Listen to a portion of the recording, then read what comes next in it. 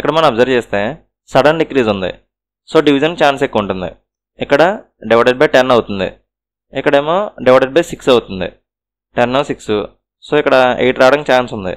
So ఇక్కడ divided by 8 అవుతుందేమో చూద్దాం. 8 4 32, 64, 8 8 64, 48 సరిపోయింది. అంటే ఇక్కడ డివైడెడ్ బై 8 అవుతుంది. ఇక్కడ కాన్సిక్యూటివ్ ఈవెన్ నెంబర్స్ వస్తున్నాయి. సో ఇక్కడ 12, ఇక్కడ 4, ఇక్కడ 2 వస్తుంది. చెక్ చేద్దాం. 12 3s, 12 8s, 12 4s 0, 384 0 సరిపోయింది. అంటే ఇక్కడ డివైడెడ్ బై 12 అవుతుంది. ఇక్కడ వరకు కట్టుకున్నాయి. ఇక్కడ నుంచి చూద్దాం. 8 డివైడెడ్ బై 4 2 వస్తుంది. 2 డివైడెడ్ బై 2 1 వస్తుంది. సరిపోయింది. అంటే ఇక్కడ 4 ప్లేస్లో 2 ఉంటే కరెక్ట్గా సరిపోతుంది. So 4 wrong number. ఇక్కడ కాన్సిక్యూటివ్ ఈవెన్ నెంబర్స్ని డివైడ్ చేస్తూ వెళ్ళాడు అంతే.